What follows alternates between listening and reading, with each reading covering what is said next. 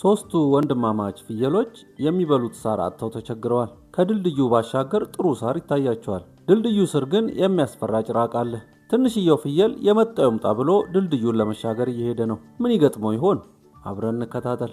ሶስቱ የግሩፍ ፍየሎች። ከብዙ ጊዜ በፊት በአንዲት ኮረብታማ ተራራ ላይ ሶስት ፍየሎች ይኖሩ ነበር። የመጀመሪያው ትንሹ ፍየል ነበር። ለስላሳና ቡናማ ጸጉር አለው። ሁለተኛው ፍየል መካከለኛው ነበር። እንደ በረዶ የነጣ ነጭ ጸጉር አለው። ሶስተኛው ፍየል ደግሞ ትልቁ ነበር። የሚያብረቀርቅ ጥቁር ጸጉር አለው። የአባታቸው ስም ግሩፍ ስለሆነ ሁሉም ሰው ሶስቱ የግሩፍ ፍየሎች እያለ ይጠራቸው ነበር። የሚግጡበት ኮረብታ ዝናብ ስላልዘነበ ሳር አልቆበት ነበር። በድንጋይ መካከል የቀሩ ጥቂት አረንጓዴ ቅጠሎች ብቻ ነበሩ የሚታዩት። ነገር ግን ከፍ ብሎ ባለ ሌላ ኮረብታ ላይ ለዓይን የሚማርክ ለምለም አረንጓዴ ሜዳ ነበር። ፍየሎቹ አይተውት የማያውቁት ጣፋጭ ሳር ሞልቶበታል። ለረሃብተኛ ፍየሎች ገነት መስሎ የሚታይ ቦታ ነበር። ትንሹ ፍየል ያንን ሁሉ ጣፋጭ ሳር ሄጄ እበላለሁ፣ ትልቆኜ ወንድሞቼን እስካክል ድረስ ነው የምበላው አለ። እናም ለማንም ሳይናገር ወደ ሜዳው መጓዝ ጀመረ። ብዙም ሳይቆይ በትልቅ ወንዝ ላይ የተዘረጋ ድንጋያማ ድልድይ ጋር ደረሰ። ነገር ግን ከድልድዩ ስር አንድ ክፉና ግዙፍ ጭራቅ ይኖር ነበር። ትንሹ ፍየል ልክ ድልድዩ ጋር እንደደረሰ አንድ ትልቅና የሚያስተጋባ ድምፅ ጮኸ። ማነው የሚያልፈው በዚህ ጋር አለ። እኔ ነኝ ትንሹ ፍየል አለ በፈራና በሚንቀጠቀጥ ድምፅ። ጭራቁ የተዘበራረቀ ግራጫ ጸጉርና ትላልቅ ስለታማ ጥርሶች አሉት። ተነሳና ይህ የኔ ድልድይ ነው፣ አሁን ዋጥ ላድርግህ ብሎ ጮኸ። ትንሹ ፍየል በድንጋጤ ተነፈሰ። ግን አንድ ሐሳብ መጣለት። አንተ ብርቱ ጭራቅ ሆይ፣ ሆድህን ለመሙላት እኔ በጣም ትንሽ ነኝ። ትልቁን ወንድሜን ብትጠብቀው አይሻልም? እሱ የበለጠ ትልቅና ጣፋጭ ነው አለ።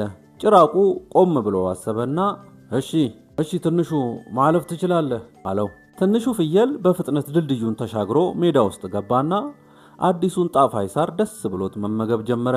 በመቀጠል ደግሞ መካከለኛው ፍየል ግሩፍ ቀና ብሎ ለምለም ሜዳውን አየ።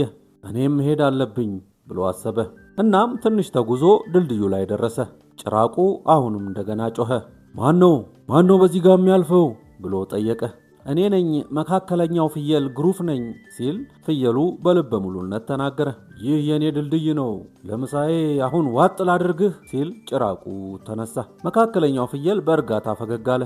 አንተ ብርቱ ጭራቅ ሆይ፣ ሆድህን ለመሙላት እኔ ብዙም ትልቅ አይደለሁም፣ ትልቁን ወንድሜን ብትጠብቅ አይሻልም አለው። እሱ እኮ በጣም ትልቅና የበለጠ ጣፋጭ ነው ብሎ ደገመለት። ጭራቁ ካሰበ በኋላ እሺ በቃ ማለፍ ትችላለህ አለው። መካከለኛው ፍየል ከትንሹ ወንድሙ ጋር ሜዳ ውስጥ ተቀላቅሎ ጣፋጩን ሳር በደስታ መጋጥ ጀመረ። በመጨረሻ ትልቁ ፍየል ግሩፍ ወንድሞቹ እየተዝናኑ መሆኑን አየ።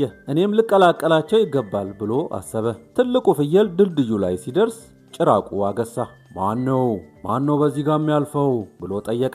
እኔ ነኝ ትልቁ ፍየል ግሩፍ ነኝ አለ በጠንካራና በደፋር ድምፅ። ይህ የኔ ድልድይ ነው፣ አሁን ምሳዬን ዋጥ ባደርግህ ምን ታመጣለህ አለው። ትልቁ ፍየል ጠንካራ ቀንዶቹን ዝቅ አደረገ። ቸኮናዎቹን አስተካከለና ወደ ኋላ ፈገፈገ።